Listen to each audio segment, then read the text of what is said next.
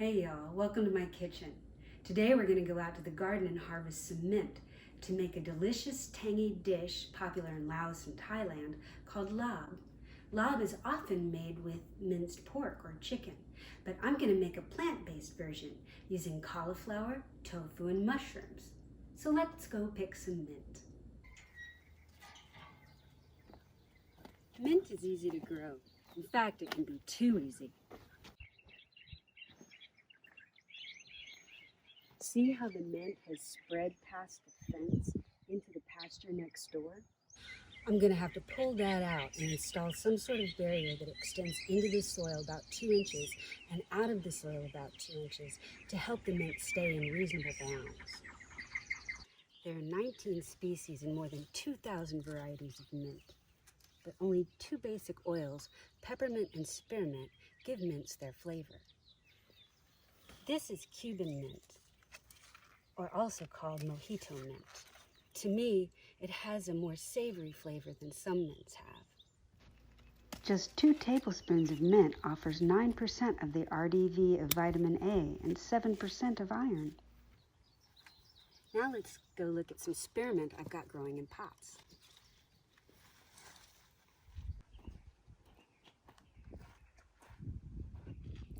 Mint in pots can rapidly become root-bound, so I find that it doesn't tend to be as vigorous as it is when it's in the ground, but also it doesn't tend to take over your neighbor's pasture. I usually make this dish with just this mint. I think a combination is going to be delicious this time.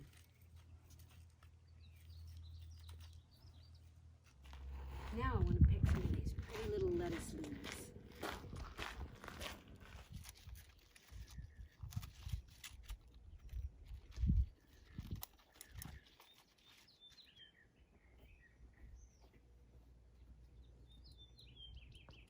All right, let's get cooking. These are the ingredients that I'll use to make this dish. Feel free to pause the video and write them down.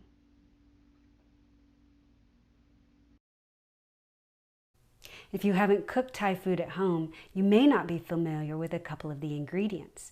Roasted rice powder can be found in many Asian markets, or you can make it yourself by slowly roasting sticky rice, also called glutinous rice, until it's golden brown, and then grinding into a powder.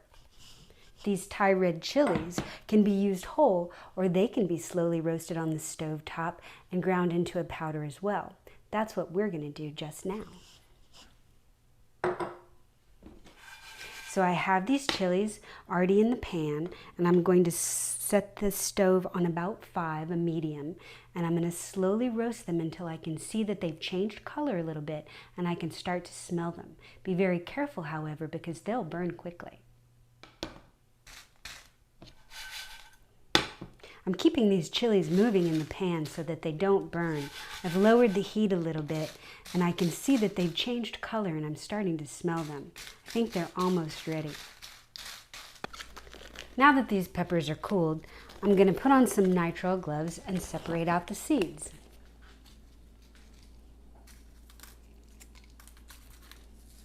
Just pinch off the tip and then roll it a little bit and encourage the seeds to come out. So I've got my seeds and stems that are separated from the flesh of the pepper. And next I'll grind them. You can grind your chilies in a mortar and pestle, or you can grind them in an electric grinder.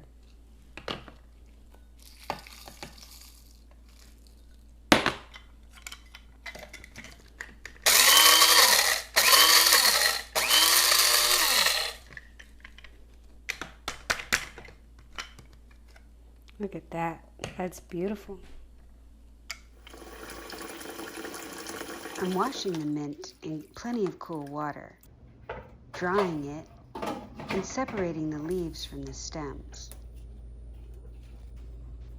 Any mint that's left over can be saved in a damp paper towel in a plastic bag in a drawer in the refrigerator. Next, I'm going to clean the mushrooms and set them in a sunny window while I prep the other ingredients. Retail mushrooms usually are grown in the dark. Exposing them to sunlight can boost their vitamin D content. You can increase the production of vitamin D even more by exposing them after they've been sliced, and thus have more surface area.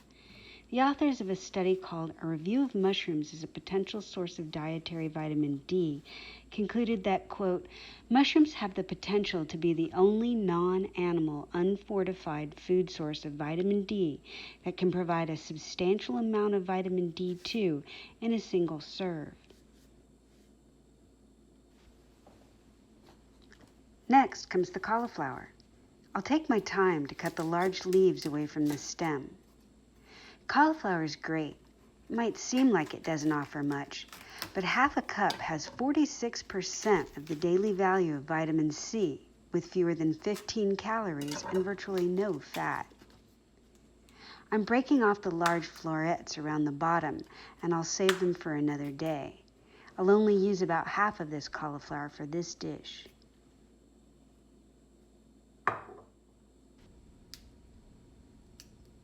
The rest of the cauliflower I'm cutting into small, uniform pieces.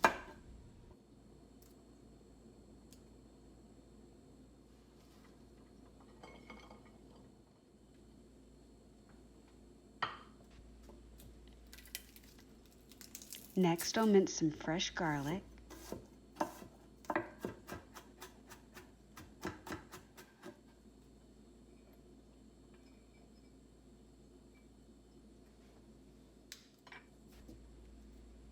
And I'll clean and I'll mince some fresh ginger.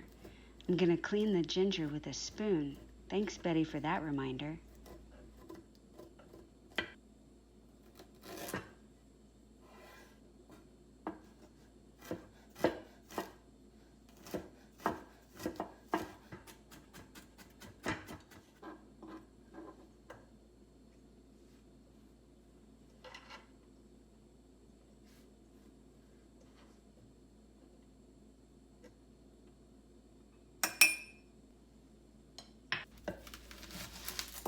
I'm going to mince the yellow onion. You could certainly use a white onion here.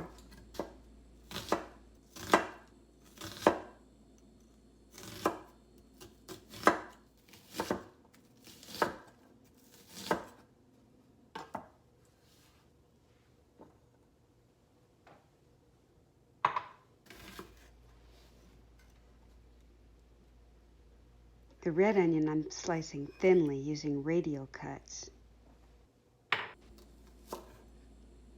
And I'm slicing the green onion, both the white and the green parts, very thinly.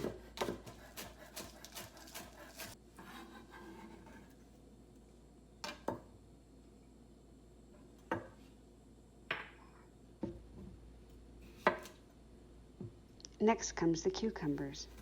If you're growing any cucumbers in your garden, this is a lovely recipe to use them in. I have not been successful with cucumbers this year, so I'm using an English cucumber that hasn't been waxed so I can keep the skin on. Their skins are very tender. I'll steam the green beans next. I'm using the French bean, the haricot vert, because they're tender and delicious. It just takes a couple or 3 minutes to steam them to the point where they're cooked through but not too soft.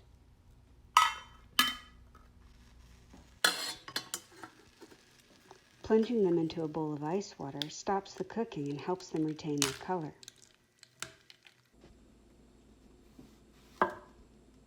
My penultimate task is to dice these mushrooms.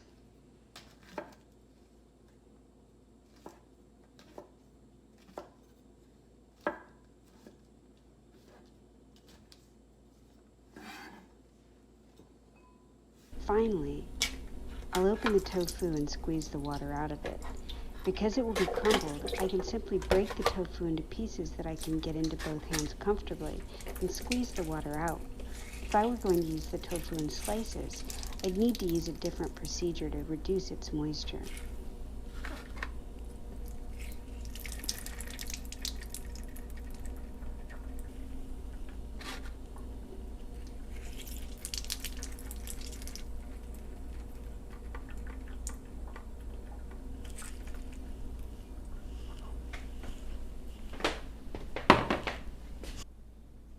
I've got my mise en place set up with all of the ingredients that I'm going to use in the dish. That way, I don't have to worry about chopping or measuring while I'm cooking. I've got it all set up in the appropriate amounts right here. I'm going to start with my onions.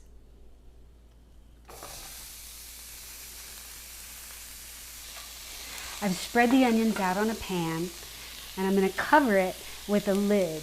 Usually I would cover it with a solid lid. This one clearly has holes in it.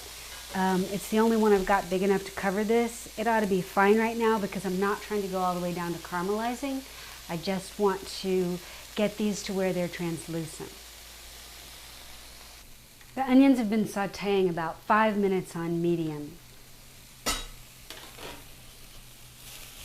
And they're actually caramelizing on the bottom, but not burning, so that's lovely.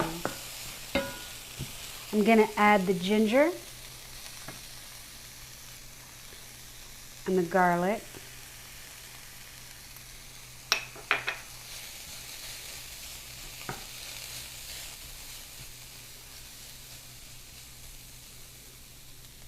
I'm going to let that sit for maybe 30 seconds.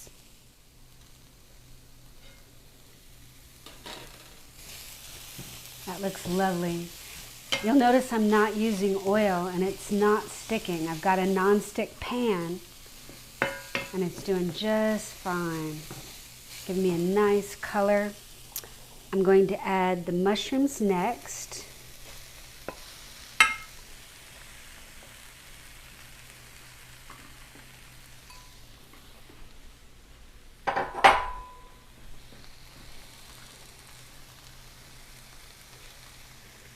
And then the jaggery.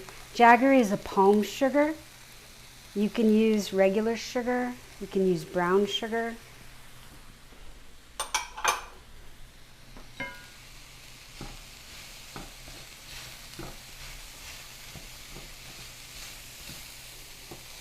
If you see that it's beginning to get a little more brown than you're comfortable with, first lower the temperature. And then you can add a little bit of water to loosen it up. Not too much. Mushrooms will make their own water. They're going to exude their juices as they cook and help the little bits get unstuck in the bottom. That's the fond. That helps build up the depth of flavor.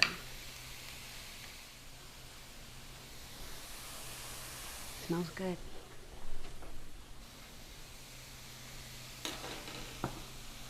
Oh, lovely. So I didn't add any water or anything, and the mushrooms have let go of some of their liquid, and anything that was stuck on the bottom of the pan is now not stuck.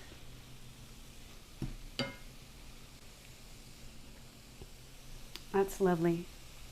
All right.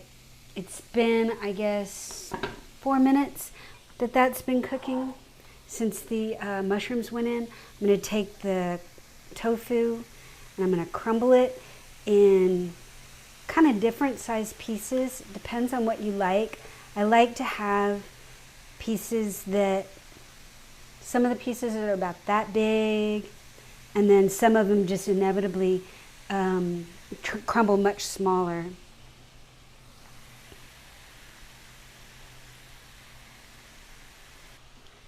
I froze this tofu in its box with the water and everything, and then I defrosted it before I used it.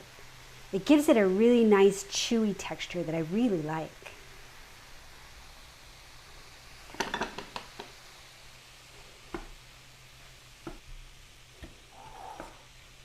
So the tofu now can absorb some of the juices that the mushrooms give off. And that's lovely.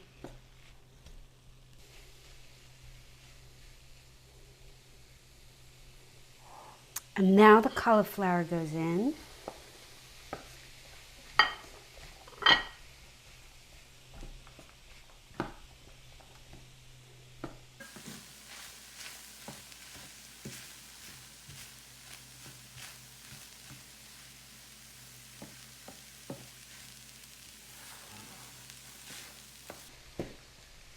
You could use just tofu.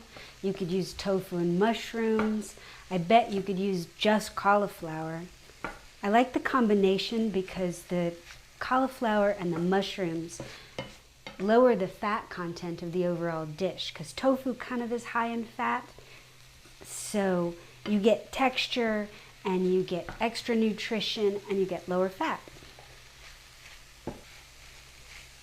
So I'll cook it until the cauliflower is tender, which shouldn't take more than about 5 minutes.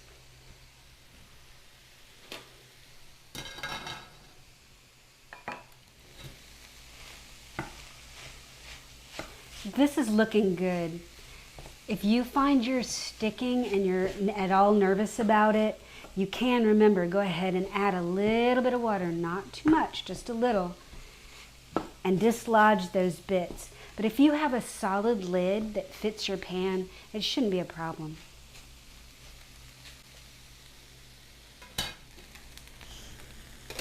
All right, I guess it's been about 7 minutes now. I've stirred it a couple of times. It is starting to get pretty stuck on the bottom in some places and not at all in other places. I've got a hot spot in my stove right here. But nothing is burning. I'm going to test the cauliflower to make sure that it is tender, not mushy, and not too crunchy. That's good. Right, I'm going to turn the heat to low.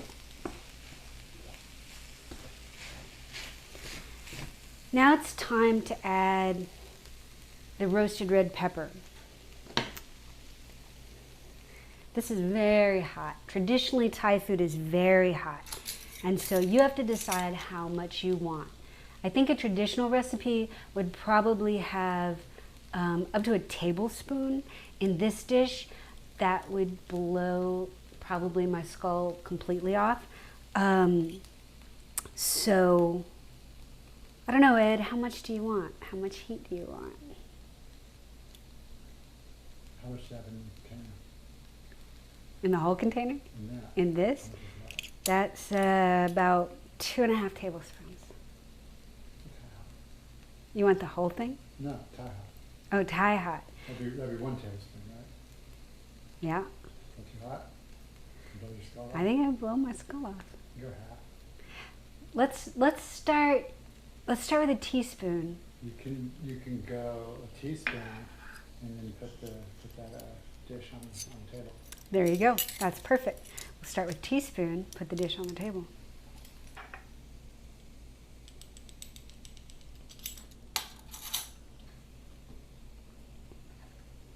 The roasted rice powder.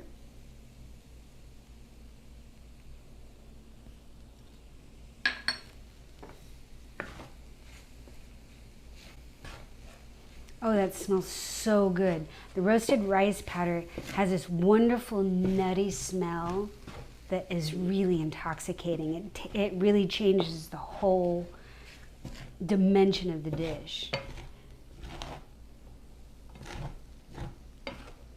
All right, that's all incorporated. Now I'm going to put my sauce, which is Bragg's and lime juice, instead of the traditional fish sauce and lime juice. Turning it off. I'm using the liquid to scrape anything off of the bottom that is there. It's all brown, nothing's black, so nothing's burned. Just extra flavor.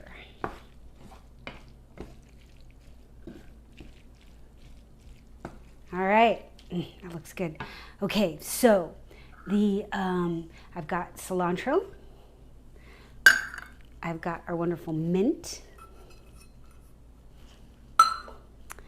I have green onions.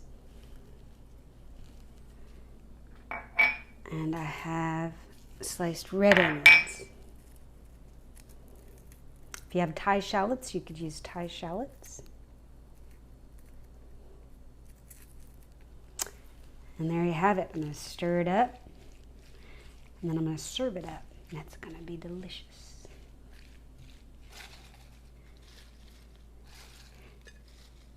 Honestly, this is one of the best ways to persuade me to eat a bunch of lettuce leaves. Then I'm going to put some rice on the side.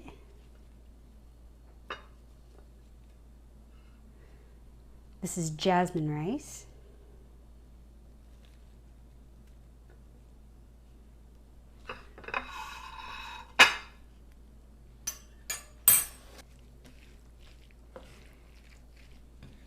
Next comes some of the larb.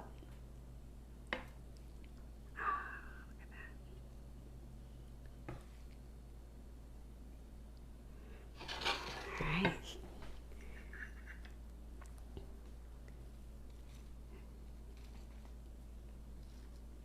Festoon with cucumber.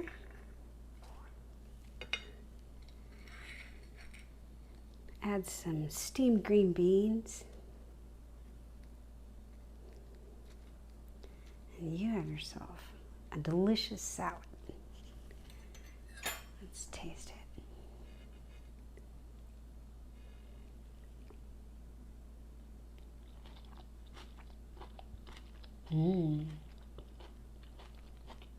Oh, that's good.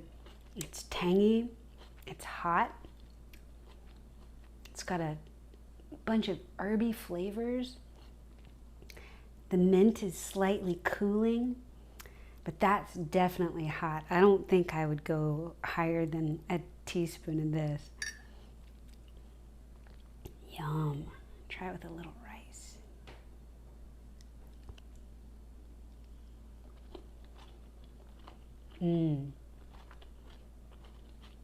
It's a really nice balance with the two. I can't wait to work my way all around this. Thanks for joining me, y'all.